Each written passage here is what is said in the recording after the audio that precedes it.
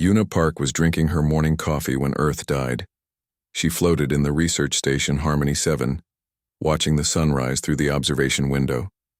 The station was small but comfortable, built for long-term deep space research. Una had called it home for 6 months now, studying alien life forms in the asteroid belt between Mars and Jupiter. She was alone except for Apollo, the station's artificial intelligence. The coffee was terrible. She made a mental note to complain about the supply department when she returned to Earth. She would never get that chance. The emergency alarm started screaming at exactly 0847 station time. Red lights flashed across every surface. Apollo's calm voice filled the air. "Dr. Park, please report to the command center immediately. We are receiving multiple distress signals from Earth." Una pushed herself through the narrow corridor, her heart beating fast. Distress signals from Earth meant something big was happening. Maybe a solar storm or asteroid strike. She reached the command center and activated the main screen. What she saw made no sense. Earth was burning. The blue marble she had known all her life was now covered in orange and red. Massive explosions bloomed across the continents. Cities she had visited, places where her family lived, were disappearing under walls of fire. The oceans themselves seemed to glow with an evil light. "Apollo, what is happening?" The AI's voice was perfectly calm, as always. "Earth is under attack by unknown forces. I am detecting approximately 4,000 hostile vessels in Earth orbit. They appear to be using plasma weapons and biological agents." Una stared at the screen. 4,000 ships. That was more than the entire human space fleet. Where had they come from? Who were they? Can we contact Earth? My family lives in Seoul. Negative, Dr. Park. All communication with Earth has been severed. The attacking fleet is jamming all frequencies. On the screen, Una watched as the great cities of Earth were reduced to glass and ash. New York, London, Tokyo, her beloved Seoul. All of them burning. All of them dying. She tried to think like a scientist. This had to be some kind of mistake. Maybe it was a simulation, a training exercise gone wrong. But deep in her heart she knew it was real. The readings were too perfect, the destruction too complete. "Dr. Park," Apollo said, "I am detecting movement in the asteroid field. The attacking fleet is sending hunter ships to search for survivors." Hunter ships. They were looking for people who had escaped. People like her. How many ships? Approximately 50 vessels, each carrying scanning equipment designed to detect human life signs. They will reach our position in approximately 4 hours. 4 hours to live. Una felt her hands shaking. She was a scientist, not a soldier. She studied alien bacteria and space fungi. She had never even held a weapon. "Apollo, can we hide from them? I have been analyzing their scanning technology. It appears to be very advanced, but it has limitations. If we power down all non-essential systems and drift among the asteroids, we might avoid detection." Might. It was not a word that gave her much hope. Una began shutting down the station's systems. She turned off the lights, the heating, the artificial gravity. Soon she was floating in darkness and cold, wrapped in an emergency blanket, breathing recycled air. The station went silent except for the gentle hum of life support. Through the tiny window, she watched the hunter ships arrive. They moved like predators, scanning each asteroid with bright beams of light. The ships were unlike anything in human design. They were long and sharp, covered in strange symbols that hurt her eyes to look at. One ship passed close enough that she could see inside its transparent sections. The creatures piloting it were tall and thin, with gray skin and large black eyes. They moved with fluid grace, their long fingers dancing over controls that glowed with alien light. The ship's scanner beam swept across Harmony 7. Una held her breath. The beam paused, moved on, then returned. For a long moment it focused directly on her hiding place. Then it moved away. The hunter ships searched for 6 hours. They scanned every asteroid, every piece of debris, every possible hiding place. Finally, they gave up and returned to their main fleet. Una waited another hour before turning the systems back on. When the lights came back, she felt like she was waking up from a nightmare, but the screen still showed Earth burning in the distance. "Apollo, Show me the communications we intercepted. The AI displayed pages of alien text, along with translated versions. Yuna read the words with growing horror. The attackers called themselves the Keltharian Empire. They spoke of humans as a disease that needed to be removed. The attack had been planned for years. It was not a war. It was extermination. According to their communications, the Keltharians had studied human civilization and found it wanting. Humans were too violent, too unpredictable, too dangerous to be allowed to spread across the galaxy. The only solution was complete destruction. They had succeeded.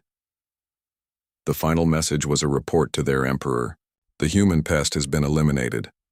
All population centers destroyed. Atmosphere poisoned. Survivors hunted down and eliminated. The species is extinct. Yuna stared at those words for a long time. Extinct. Her entire species, gone in a single day. Her parents, her sister, her friends, everyone she had ever known or loved. All dead. She was alone. The silence in the station was complete except for her own breathing. Outside, the universe continued as if nothing had changed. The stars still shone. The asteroids still drifted in their ancient dance. But Earth, the blue world that had given birth to art and music and love, was now a burned shell. Yuna felt something break inside her chest. She wanted to scream, to cry, to rage against the unfairness of it all. Instead, she did something else. She got angry. The Keltharians thought they had won. They thought they had eliminated the human threat. They celebrated their victory and prepared to divide up human space among themselves. But they had made one critical mistake. They had left her alive. Yuna Park was more than just a scientist. She was Earth's leading expert on alien biology. She had access to the most complete database of xenological research in human space. She understood alien technology better than any other human who had ever lived. And now she had something that made her more dangerous than any army. She had nothing left to lose. As she floated in the darkness of space, surrounded by the debris of human civilization, Yuna began to plan. The Keltharians had destroyed her world, her people, her entire reason for living. Now she would return the favor. She would become their nightmare. She would be the ghost that haunted their empire. She would be the last human, and she would make them regret that they had not been more thorough in their genocide. The war was over. The Keltharians had won. But Yuna Park was about to teach them that sometimes winning is the most dangerous thing you can do. Sometimes leaving one enemy alive is a fatal mistake, and the Keltharians were about to learn why humans were considered dangerous in the first place. 6 months had passed since Earth died. Yuna Park had survived on protein bars and recycled water, but more importantly, she had learned. The research station Harmony 7 was now her fortress and her workshop. She had converted the biology lab into something the Keltharians would never expect, a weapons factory. But these were not the crude explosives of human warfare. These were precision instruments of revenge, designed by someone who understood alien technology better than the aliens themselves. Yuna floated before a wall of screens, each one showing different Keltharian communications. She had spent months learning their language, studying their technology, mapping their empire. The Keltharians were proud creatures, and pride made them careless. They broadcasted their victories, shared their technical specifications, even discussed their weaknesses in what they thought were secure channels. They were wrong about the security. "Apollo," she said to the station's AI, "show me the latest reports from the outer colonies." The artificial intelligence had become her closest companion over these lonely months. Together they had performed miracles of engineering and espionage that neither could have accomplished alone. "Dr. Park, there have been 17 equipment failures across Keltharian space in the past week. Mining Station Proxima 4 lost atmospheric control. The military outpost on Kepler 442b reported weapon system malfunctions. 3 cargo ships experienced navigation failures." Yuna smiled. It was not a pleasant expression. Those accidents were her handiwork. For months, she had been building an army of microscopic machines, each one smaller than a human cell but containing the computational power of a desktop computer. These nanobots were invisible to Keltharian sensors, designed to look like space, dust, or cosmic radiation. She had learned to build them from studying Keltharian technology itself. Their ships contained self-repair systems that used similar microscopic machines. Yuna had simply improved the design and changed the programming. Instead of repairing systems, her nanobots broke them. Instead of maintaining equipment, they introduced subtle flaws that would cause catastrophic failures weeks or months later. The beauty of her approach was its invisibility. The Keltharians saw only random accidents, the normal failures that plagued any large civilization. They had no idea that someone was systematically sabotaging their empire from the shadows. Apollo, Launch Batch 17. Confirmed, Dr. Park. 17,000 nanobots deployed toward the Vega system. Yuna watched through the station's external cameras as a cloud of invisible machines spread into space. To any observer, it looked like nothing more than dust blown by solar wind. But each speck carried enough destructive potential to cripple a starship. The nanobots would drift through space for weeks or months, carried by gravity and radiation pressure to their targets. Some would attach to passing ships, hiding in their hull plating until they reached populated systems. Others would infiltrate space stations and planetary facilities through ventilation systems and cargo holds. Once in position, they would begin their real work. Yuna had programmed them with detailed knowledge of Keltharian technology. They knew which circuits to short, which seals to weaken, which computer systems to corrupt. More importantly, they knew how to do it slowly, creating failures that looked completely natural. But sabotage was only the beginning of her campaign. The real breakthrough had come 3 months ago, when she intercepted a damaged Keltharian scout ship. The vessel had been crippled by one of her earlier attacks and was drifting helplessly through the asteroid field. Its crew was dead, killed by their own life support systems when her nanobots caused an accidental toxic gas leak. Yuna had brought the ship to her station and spent weeks dissecting it. What she found exceeded her wildest hopes. The Keltharians had been so confident in their victory over humanity that they had loaded the ship's computers with detailed maps of their entire empire. Ship locations, patrol routes, communication, codes, even genetic profiles of their leadership. But the most valuable discovery was biological.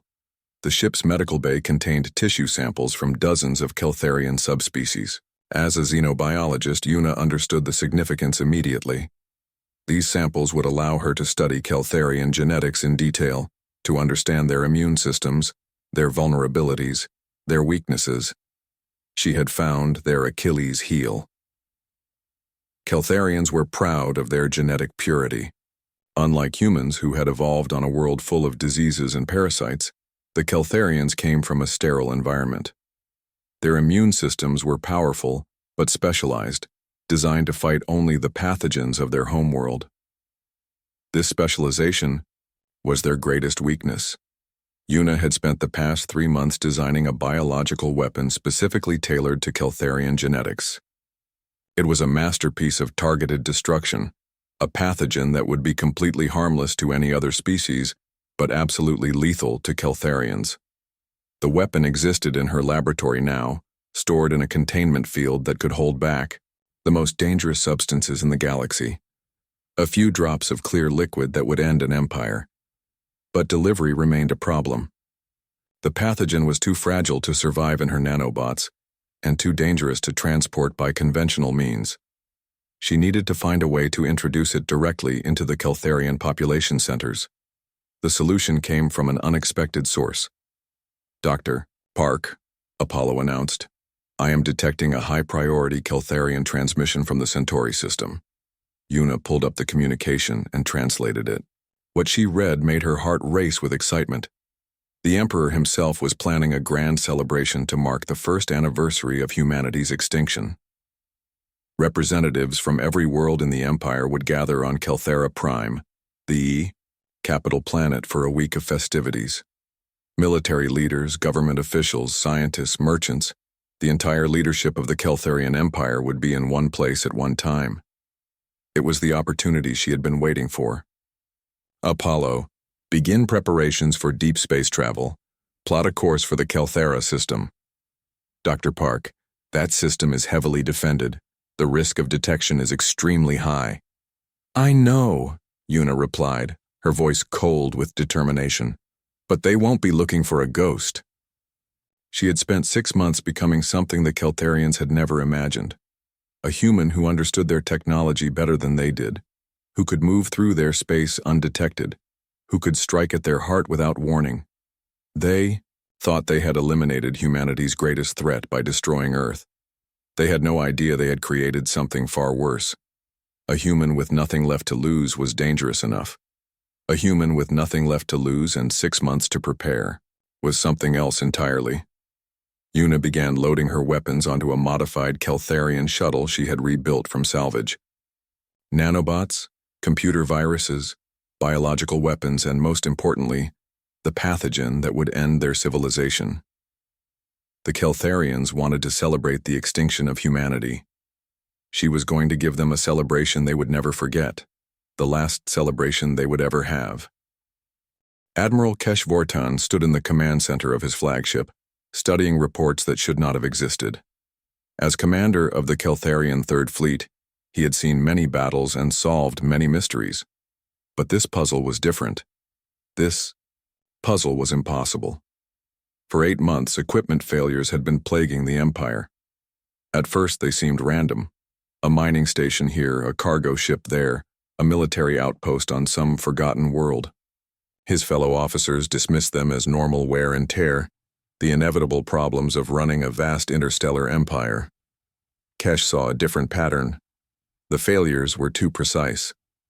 A life support system would malfunction at exactly the moment when repair teams were unavailable. Navigation computers would fail just as ships entered the most dangerous parts of space. Weapon systems would shut down during routine maintenance when they would cause the most disruption. Someone was doing this deliberately.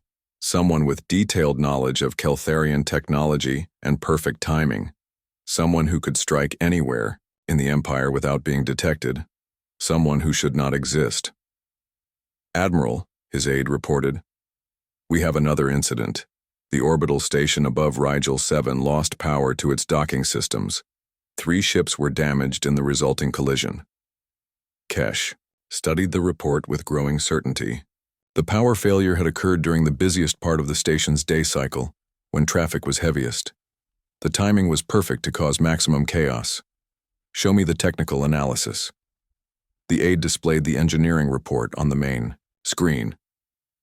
Kesh read it carefully, looking for the subtle signs he had learned to recognize. There, a single component had failed, a tiny circuit board that controlled the main power relay. The failure looked completely natural, but Kesh noticed something the engineers had missed. The component had been manufactured only 6 months ago. It should have lasted for decades. Run a search, he ordered. I want every equipment failure, in the past 8 months cross-referenced by component age, failure type, and timing. Look for patterns. The search took 3 hours. When the results appeared, Kesh felt a chill run through his blood. 97% of the failures involved components less than 8 months old, components that had been installed after the destruction of Earth. Components that should have been reliable for years were failing within weeks of installation. But that was impossible, unless someone had access to Keltharian manufacturing systems. Unless someone was introducing defects into new equipment before it was even shipped. Unless someone had been waging invisible war against the Empire for 8 months. Kesh thought about the destroyed human homeworld, about the reports of total extinction, about the certainty of victory his people felt. Then he thought about human military history, which he had studied during the war. Humans were dangerous when cornered, creative when desperate, and absolutely ruthless when they had nothing left to lose. What if the genocide had not been as complete as everyone believed? Computer, show me all data on human survivors after the final assault. The computer's response was immediate and certain. No human survivors detected. Species extinction confirmed by multiple independent sources. But Kesh was not convinced. He began his own investigation, diving deep into military records that few others bothered to read. He studied the deployment patterns of the hunter fleets, the scanning reports from the asteroid belts, the final confirmation signals from the cleanup operations. What he found made his suspicions stronger. The search had been thorough, but not perfect. The hunter fleets had scanned thousands of locations, but they had been looking for large populations, hidden colonies, major installations. They had not been equipped to find a single individual hiding in the vast emptiness of space. Someone could have survived. Someone with access to a deep space facility, with knowledge of alien technology, with the skills and motivation to wage a one-person war against the entire Keltharian Empire. A human scientist, perhaps. Someone studying xenobiology in the outer system. Someone who understood both human ingenuity and Keltharian weaknesses. Kesh brought his suspicions to high command. The response was predictable. Admiral Vortan, the defense minister said with obvious irritation, "You are suggesting that a single human survivor has been sabotaging our empire for 8 months. Do you understand how ridiculous that sounds?" "With respect, Minister, the evidence supports this conclusion. The pattern of failures is too precise to be accidental. Someone with detailed knowledge of our systems is conducting asymmetric warfare against us." The other officers in the meeting laughed openly. General Thex, commander of Imperial Security, shook his head in amusement. Even if a human had somehow survived, what could one primitive creature do against our entire civilization? Humans were barely capable of interstellar flight. They had no advanced technology, no sophisticated weapons, no understanding of galactic warfare. Kesh tried to explain, but his colleagues had already made up their minds. Humans were extinct. The equipment failures were coincidental. There was no invisible enemy, no ghost in their machines, no sleeping dragon waiting to awaken. They were wrong, and Kesh knew it. He began his own private investigation, using resources from his fleet. To trace the source of the sabotage, his ships began following up on equipment failures, analyzing the wreckage, looking for clues that the original investigators had missed.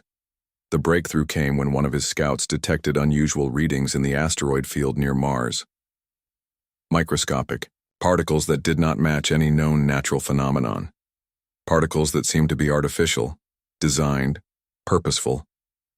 Kesh had found the weapon. The particles were nanobots, machines so small they were invisible to normal sensors but sophisticated, enough to carry out complex sabotage operations.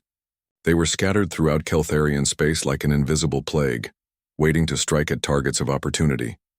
But nanobots required a controller, someone with the knowledge and equipment to build them, program them, and deploy them across multiple star systems.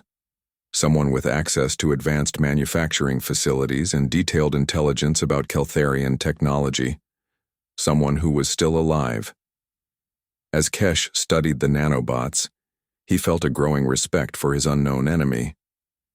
Whoever had built these machines understood Keltharian technology better than most Keltharians did.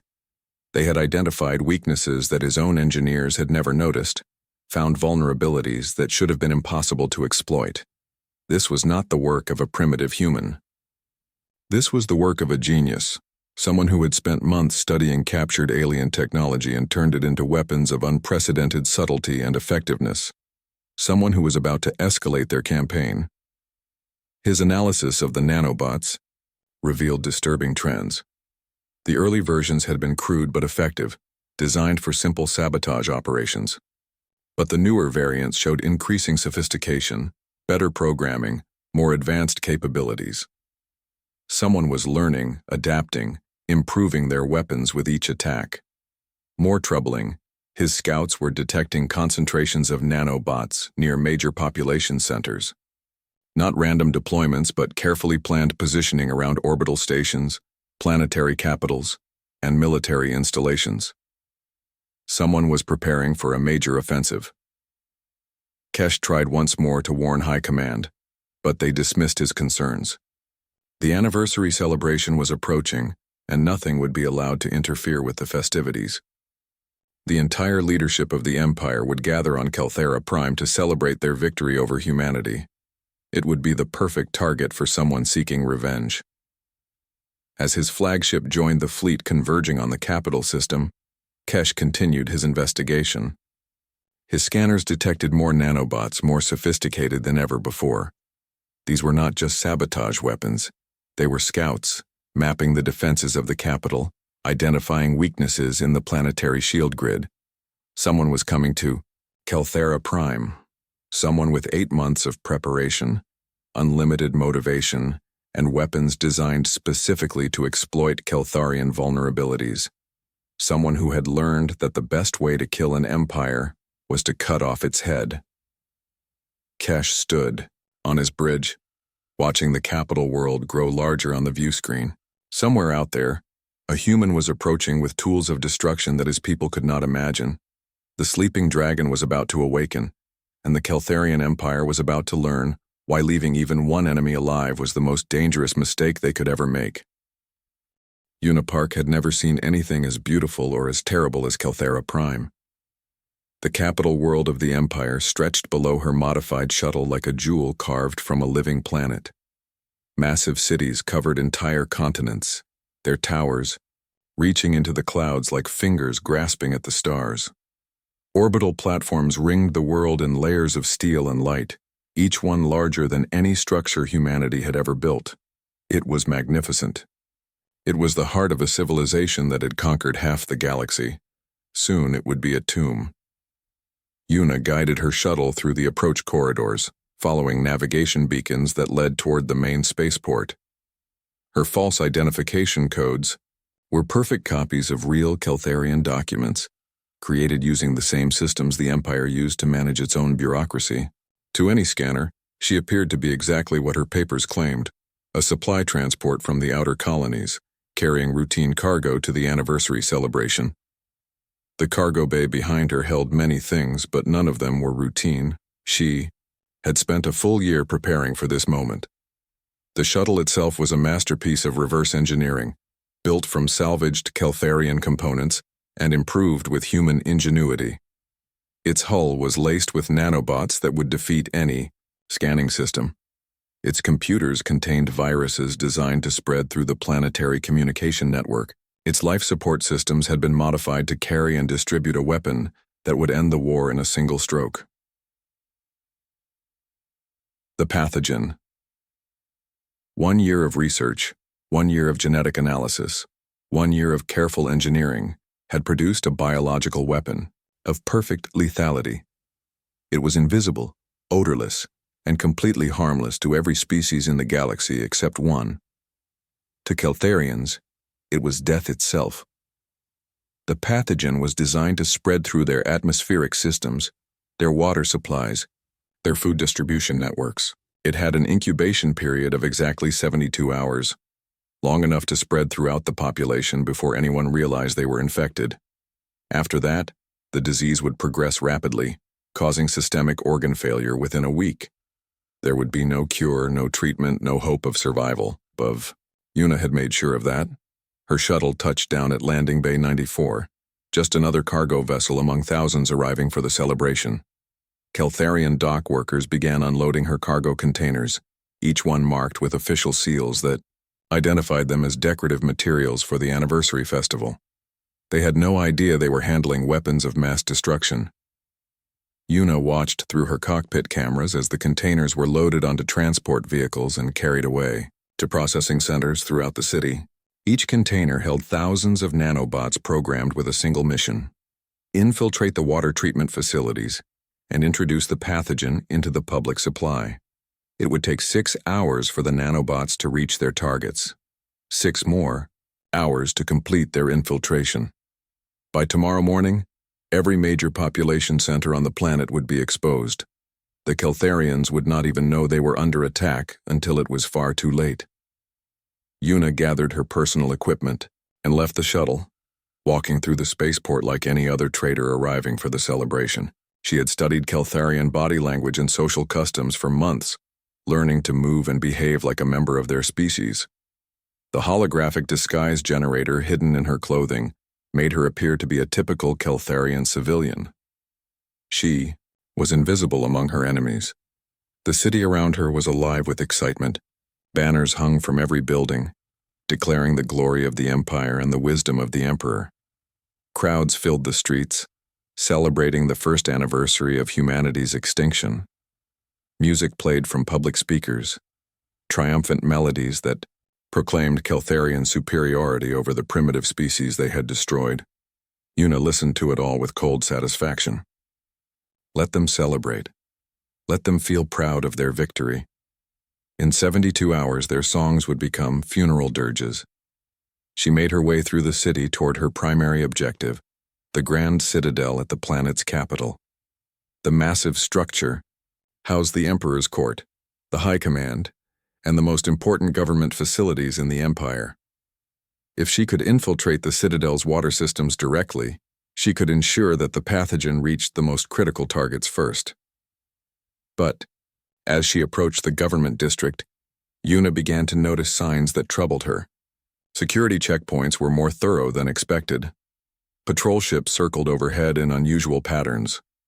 Scanner arrays swept the crowds with methodical precision. Someone was suspicious. She ducked into an alley and activated her communication, intercept equipment. Within minutes, she was listening to encrypted military channels, translating the rapid exchanges between security forces. What she heard made her blood run cold. Sector 7 reports anomalous readings near the water treatment facility. Confirm. We have detected artificial particles in the atmospheric recycling system. Admiral Vortan's investigation was correct. We are under attack by an unknown enemy. Admiral Vortan. Una had heard that name in intercepted communications, but she had not realized how dangerous he was. While his colleagues dismissed the equipment failures as accidents, he had seen the pattern. He had traced the sabotage back to its source. He had figured out that she existed. Una realized her situation had changed dramatically. The Keltharians knew they were under attack. They would be searching for her, scanning for threats, analyzing every anomaly. Her nanobots were already being detected and destroyed before they could complete their mission. But she had prepared for this possibility. Hidden in her equipment was a backup plan, a more direct approach that would require her to take enormous risks, but guarantee success. Instead of relying on automated systems to deliver the pathogen, she would have to introduce it personally into the Citadel's life support network. It would almost certainly be a suicide mission, but Una had accepted that possibility long ago. She was the last human in the galaxy, and her only purpose was revenge. If she died completing that mission, it would be a small price to pay for the extinction of her enemies. She made her way toward the Citadel through maintenance tunnels and service corridors, avoiding the security patrols that were now searching the city. Her equipment included detailed schematics of the building's infrastructure, stolen from Keltharian databases over months of careful infiltration. The path to the central life support systems was long and dangerous, but Una had advantages her enemies could not match. She understood their technology better than they did, knew their security protocols, could move through their systems like a ghost. She reached the target chamber just as alarms began sounding throughout the Citadel. Her nanobots had been discovered, her shuttle had been identified, and security forces were converging on her position. But it was too late to stop her. Una opened the containment unit and watched as the pathogen mixed with the recycled air that flowed throughout the building. In minutes, it would reach every room, every office, every living space in the structure. The Emperor himself would breathe it in. The High Command would carry it in their lungs. The entire leadership of the Empire would become carriers of their own destruction. Heavy footsteps echoed in the corridor behind her.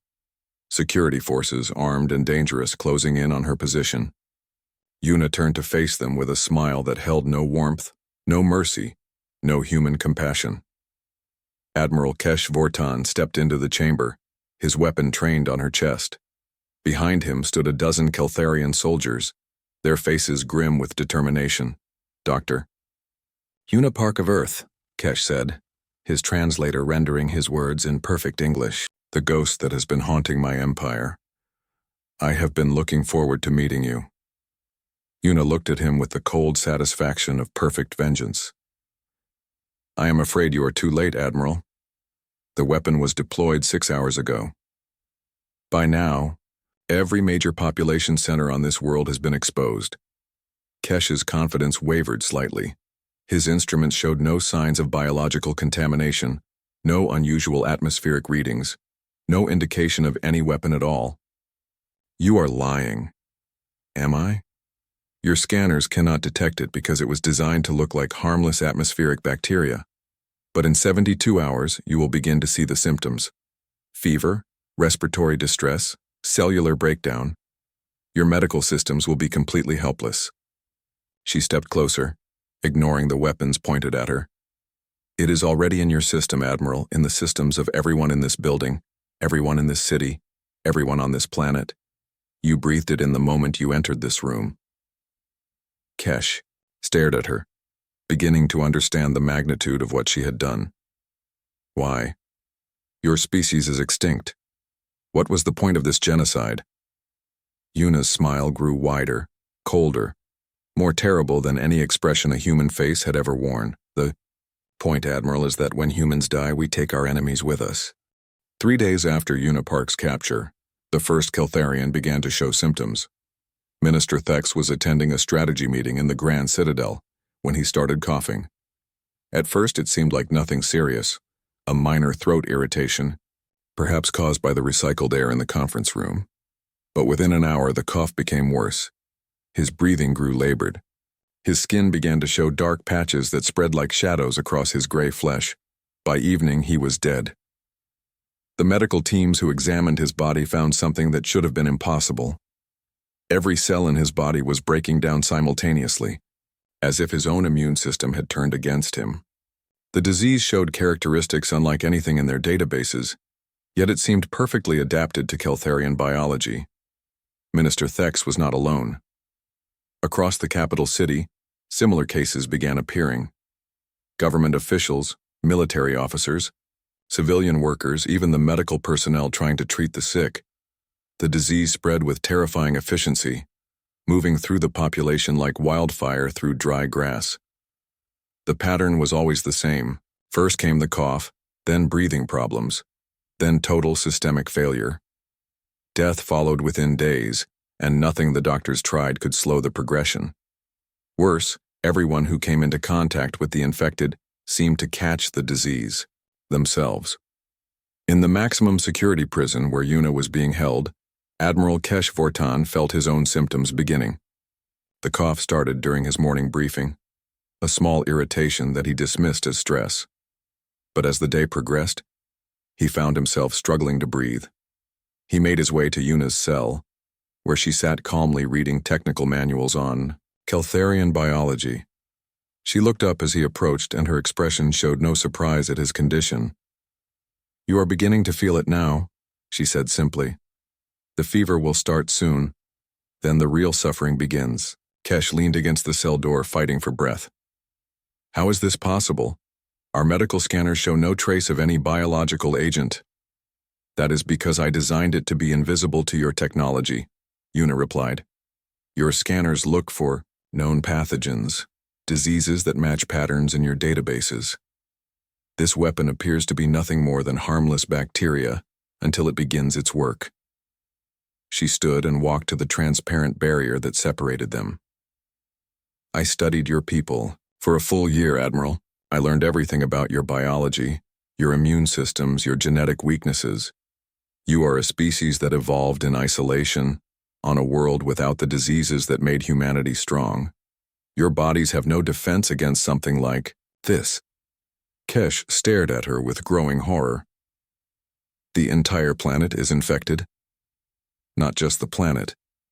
The pathogen has been spreading through your trade networks for weeks, carried by infected individuals who showed no symptoms.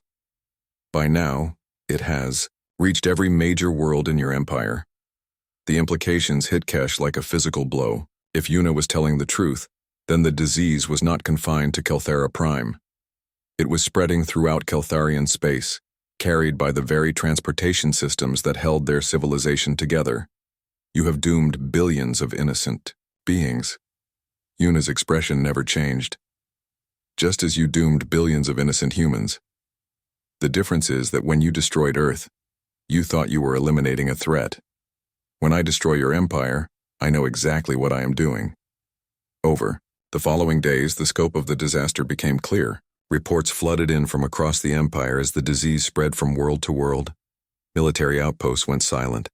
Trade ships drifted empty in space. Entire colonies stopped responding to communication attempts. The Keltharian government tried, desperately, to find a cure, throwing every resource at the problem. They analyzed tissue samples, studied the disease progression, even attempted to communicate with Yuna in hopes of learning more about the pathogen. She told them nothing. "Why should I help you?" she asked when they offered to spare her life in exchange for information. "You showed no mercy to my people. You celebrated our extinction like a holiday. Now you want mercy from me?" The emperor himself came to see her, a tall figure in ceremonial robes who moved with the weakness of advancing illness. His cough was constant now, and dark patches covered his once proud features. "You are destroying an entire civilization," he said, his voice barely above a whisper. "Good," Yuna replied. "That was the point. We could have coexisted. Your people did not have to die. But they did die. All of them. You made sure of that." She looked at the dying ruler with cold satisfaction. "Do you know what the last human said before your ships burned Earth?" She was a little girl, maybe 8 years old, broadcasting on an emergency frequency from somewhere in Asia. She asked why the aliens were hurting everyone. She wanted to know if her mommy was coming back. Yuna leaned closer to the barrier. "I listened to that transmission for months. That child's voice asking questions that would never be answered, calling for help that would never come. Now I want you to understand something, Emperor. I am that little girl's answer. I am the voice of every human who died screaming in your flames. I am the vengeance you never thought would come." The Emperor tried to speak, but his coughing fit lasted for several minutes. When it finally stopped, there was blood on his lips. "How long do we have?" "Your symptoms started 3 days ago," Yuna said. "Most victims die within a week. The lucky ones die sooner." As the Emperor stumbled away, Yuna activated a hidden communication device she had concealed in her clothing. The signal was broadcast on every frequency used by the Keltharian Empire, transmitted through their own communication networks to reach every world in their space. "My name is Dr. Yuna Park," she began, her voice calm and steady. "I am the last human being in the galaxy. 1 year ago, your empire murdered my entire species. You destroyed our worlds, killed our children, erased our civilization from existence. You thought this made you victorious." She paused, letting her words sink in.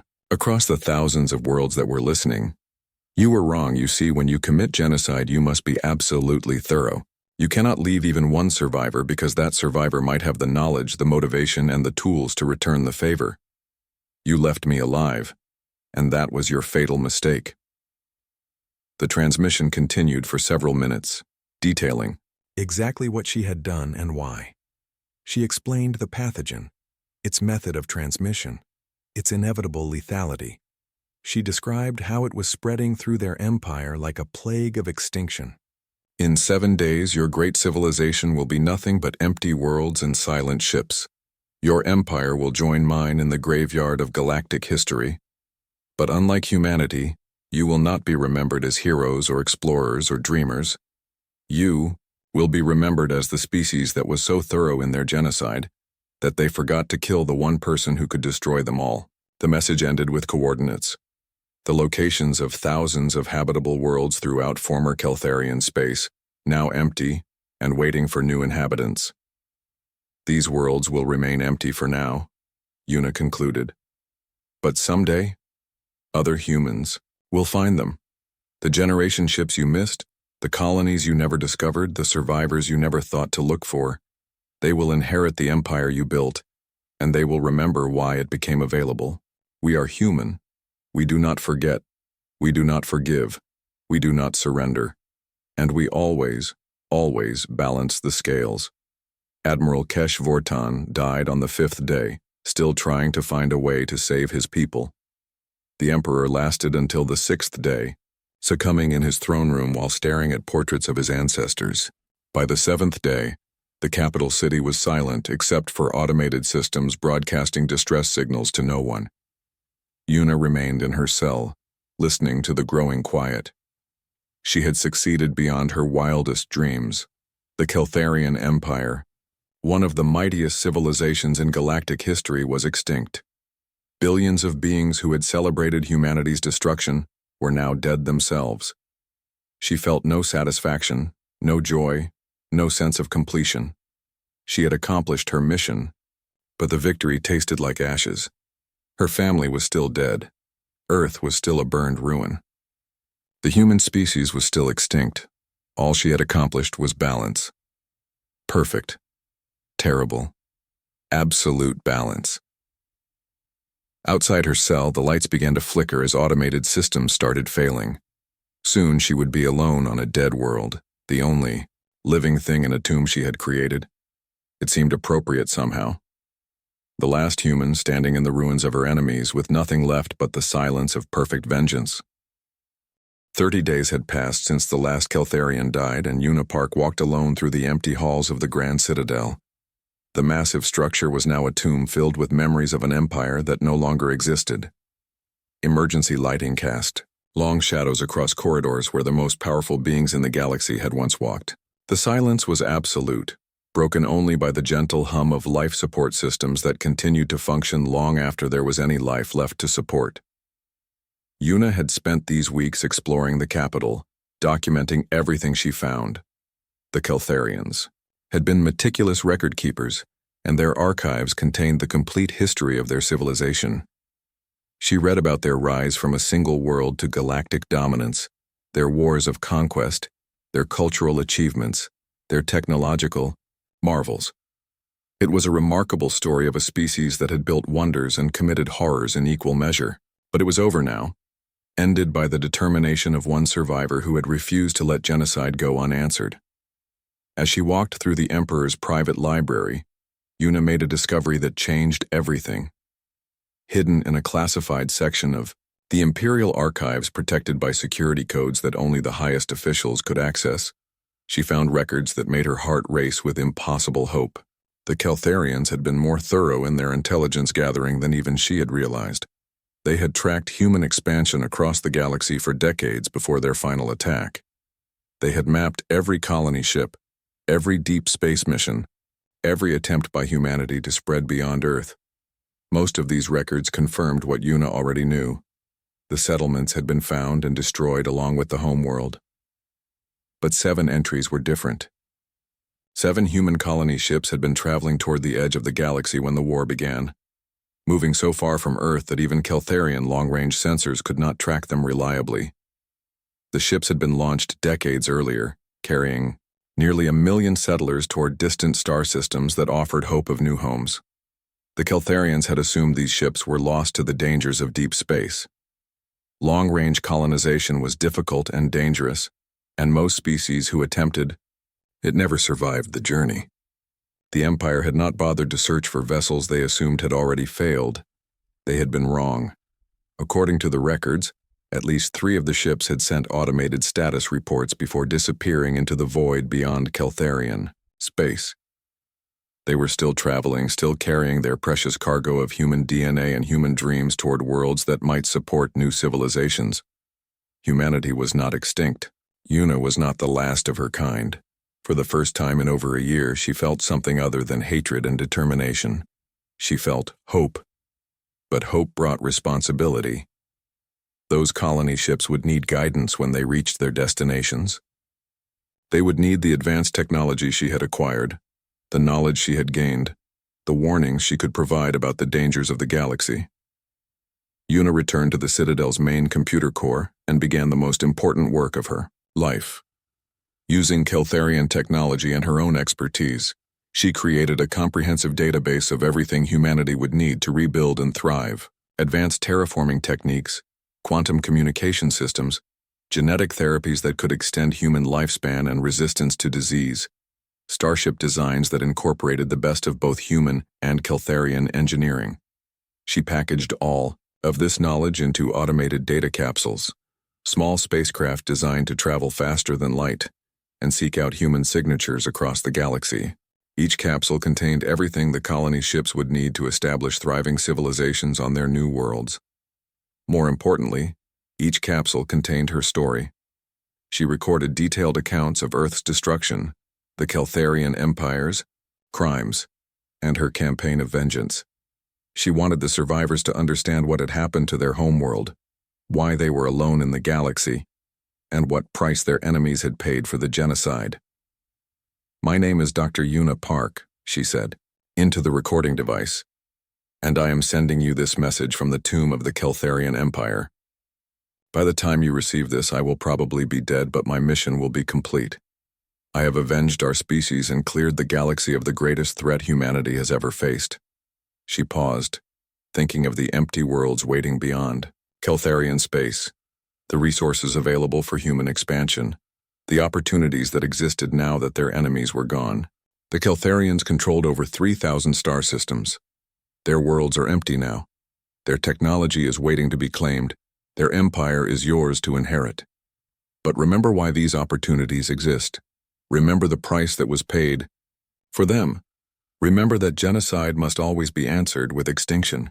The recording continued for hours as Una shared everything she had learned about galactic politics, alien species, and the technologies that would give humanity advantages no other civilization possessed. She included detailed star charts showing the locations of habitable worlds, resource-rich systems, and strategic positions that would allow human expansion across the galaxy. When she finished, she programmed the capsules with the projected locations of the colony ships and launched them into deep space. They would travel for years or even decades, but eventually they would find their targets and deliver their precious cargo of knowledge and hope. Her final task was to prepare a monument. In the center of the Grand Citadel, she erected a memorial that would stand for millennia. It contained the names of every human who had died in the genocide, downloaded from Earth's archives before the planet's destruction. Billions of names carved in letters of light that would shine until the stars themselves burned out. At the base of the memorial, she placed a simple inscription: "Here lies the Keltharian Empire, destroyed by the last human in the galaxy. They committed perfect genocide and received perfect justice. Let all who find this place remember that humanity does not forget, does not forgive, and does not surrender. We are the species that rises from our own ashes, and we always balance the scales." Una stood before the memorial for a long time, thinking of her family, her friends, her entire species. She had kept her promise to them. She had made their killers pay. She had ensured that humanity would survive and remember. Her work was complete. She could have taken one of the Keltharian ships and tried to reach the colony vessels herself. She could have lived to see humanity's return to the galaxy. But Una had made her choice long ago, when she decided to become an instrument of vengeance, rather than a symbol of survival. She belonged here, in the tomb of her enemies, as a guardian of the memorial she had built. Years passed. The automated systems of the dead empire continued to function, maintaining the empty cities, preserving the records, broadcasting the warning signals that would tell any visitors exactly what had happened here. And in the center of it all, the memorial shone with the names of the dead and the promise of their return.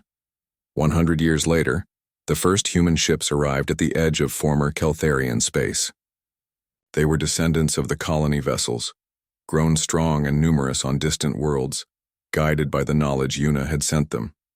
They had built new civilizations, developed new technologies, and never forgotten the story of their lost homeworld. They found the empty empire waiting for them like a gift from their ancestors. Thousands of worlds, advanced technology, and the infrastructure of galactic civilization, all preserved and ready for human hands to claim. At the center of their new domain, they found the Grand Citadel and the memorial Una had built. They read her story, studied her records, and understood the magnitude of what she had accomplished. One woman, alone in the galaxy, had destroyed an empire and prepared the way for humanity's return. They built a new civilization on the foundation she had laid, spreading across the galaxy with the confidence of a species that had faced extinction and emerged stronger. They encountered other alien civilizations, and those species learned quickly to treat humanity with respect and caution. Everyone had heard the story of the Keltharian Empire.